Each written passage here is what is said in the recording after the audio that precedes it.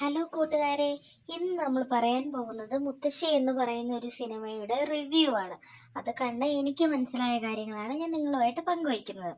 അപ്പോൾ അങ്ങനെ സിനിമ തുടങ്ങുമ്പോൾ നമ്മൾ കാണുന്നത് കാടിൻ്റെ നടുവിലുള്ള ആ വലിയ പഴയ തറവാടാണ്. അങ്ങോട്ടേക്കാണ് രാജനും ഭാര്യ ലീലയും മകൻ ശ്രീകുട്ടനും വണ്ടി ഇറങ്ങുന്നത്. തറവാട്ടിലേക്ക് കയറുമ്പോൾ തന്നെ ലീലയ്ക്ക് എന്തോ ഒരു അസ്വാഭാവികതയൊക്കെ തോന്നുന്നുണ്ട്. അവൾ രാജനോട് ചോദിക്കുന്നുണ്ട്, ഇവിടെ എന്താ ആരുമൊന്നും ഇല്ലാത്തത്, ഒരു സുഖമില്ലാത്തൊക്കെ ഒരു അന്തരീക്ഷം പോലെയാണെന്നൊക്കെ പറയുന്നുണ്ട്. പക്ഷെ രാജൻ അതൊന്നും കാര്യമാക്കാതെ അതൊക്കെ നിന്റെ തോന്നലാണ്, കുറെ കാലമായി അടച്ചിട്ടിരിക്കുന്നതുകൊണ്ടാണെന്നൊക്കെ അവളെ പറഞ്ഞ് വിശ്വസിപ്പിക്കുന്നുണ്ട്. ആദ്യത്തെ രാത്രി തന്നെ കാര്യങ്ങൾ മാറി മറയുന്നതായിട്ട് നമുക്ക് കാണാം. എല്ലാവരും ഉറങ്ങി കഴിയുമ്പോൾ തന്നെ ശ്രീകുട്ടൻ പിച്ച വെച്ച് നടക്കുന്നത് പോലെ എഴുന്നേറ്റ് നേരെ ആരും കയറാത്ത മുകളിലത്തെ നിലയിലെ പഴയ മുറിയിലേക്ക് നടന്നു പോകുന്നു. ലൈല പെട്ടെന്ന് ഞെട്ടി ഉണർന്നു നോക്കുമ്പോൾ മകനെ കാണുന്നില്ല. അവൾ പേടിച്ച് നിലവിളിച്ചുകൊണ്ട് രാജനെയും കുട്ടി മുകളിലേക്ക് ഓടുന്നു. അവിടെ ചെല്ലുമ്പോൾ ആ മുറിയുടെ വാതിൽ തനിയെ തുറന്നു കിടക്കുന്നു. അകത്ത് ശ്രീകുട്ടൻ ഇരുട്ടത്തെ തറയിൽ ഇരുന്ന് ആരോടോ സംസാരിക്കുകയാണ്. രാജൻ ഓടിച്ചെന്ന് അവനെ എടുക്കുമ്പോൾ കുട്ടി പെട്ടെന്ന് ഭയങ്കര കോപത്തോടെ ലീലയെ നോക്കി ഗർജിക്കുന്നത് പോലെ ഒരു ശബ്ദമുണ്ടാക്കുന്നു. ആ സീൻ ശരിക്കും നമ്മളെ ഞെട്ടിക്കും. പിറ്റേന്നു മുതലാണെങ്കിൽ ശ്രീകുട്ടൻ പൂർണ്ണമായി മാറുകയാണ്. അവൻ ഭക്ഷണം കഴിക്കുന്നില്ല, ആരോടും സംസാരിക്കത്തില്ല, എപ്പോഴും തറവാട്ടിലെ മൂലകളിൽ ഇരുന്ന് വിചിത്രമായ എന്തൊക്കെയോ ഭാഷകളിൽ സംസാരിക്കാൻ തുടങ്ങും. പേടിച്ചു പോയ ലീല ഉള്ള ഒരു മന്ത്രവാദിയെ കാണാൻ തീരുമാനിക്കുന്നു. ആ മന്ത്രവാദി തറവാട്ടിൽ വന്ന് നോക്കിയിട്ട് ലീലയോട് രഹസ്യമായി പറയുന്നു, മോളെ, ഈ തറവാട്ടിൽ വലിയൊരു ശാപമുണ്ട്. ഇവിടെ ജീവിച്ചിരുന്ന മുത്തശ്ശി സാധാരണക്കാരിയല്ലായിരുന്നു.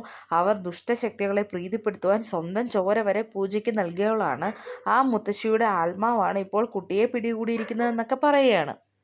ഇതൊക്കെ കേൾക്കുമ്പോൾ ശരിക്കും ലീല തകർന്നു പോവുകയാണ്. അവൾ രാജനോട് നമുക്കിവിടെ നിന്ന് ഒളിച്ചോടാം, എൻ്റെ മോനെ എനിക്ക് വേണം എന്നൊക്കെ പറഞ്ഞ് കരയുന്നുണ്ട്. എന്നാൽ ആ രാത്രി തറവാടിൻ്റെ വാതിലുകളും ജനലുകളും തനിയെ അടയുകയാണ്. പുറത്തേക്ക് പോകാൻ ഒരു വഴിയുമില്ലാതെ അവർ ആ വീട്ടിൽ കുടുങ്ങുന്നു. അപ്പോഴാണ് ഇരുട്ടിൽ നിന്ന് ആ ഭയപ്പെടുത്തുന്ന രൂപത്തിൽ മുത്തശ്ശി പ്രത്യക്ഷപ്പെടുന്നത്. മുത്തശ്ശിയുടെ ആ ലുക്കും കണ്ണുകളും കണ്ടാൽ ശരിക്കും ചോര മരവിച്ചു പോകും. മുത്തശ്ശി ക്രൂരമായി ചിരിച്ചുകൊണ്ട് പറയുന്നു, ഈ വംശത്തിൻ്റെ ചോര എനിക്ക് വേണം, ഇവൻ ഇനി എൻ്റെ കളിപ്പാവയാണെന്ന്. ക്ലൈമാക്സിലേക്ക് എത്തുമ്പോൾ മുത്തശ്ശി ശ്രീകുട്ടനെ പൂർണ്ണമായി ഒരു പിശാചായി മാറ്റാൻ വേണ്ടി തറവാടിൻ്റെ നടുമുറ്റത്ത് വെച്ച് വലിയൊരു ചോരപൂജ നടത്താനായിട്ട് തുടങ്ങുന്നുണ്ട്. ചുറ്റും കാടും ഇടിമിന്നലും രാജനെ മുത്തശ്ശിയുടെ മാന്ത്രിക ശക്തിയാൽ ചുവരിലേക്ക് ഒട്ടിച്ചു നിർത്തുന്നു. തൻ്റെ മകൻ്റെ ജീവൻ പോകാൻ പോവുകയാണെന്ന് മനസ്സിലാക്കി ലീല ഒരു സാധാരണ അമ്മയിൽ നിന്ന് ഭദ്രകാളിയെപ്പോലെ മാറി മറിയുകയാണ്.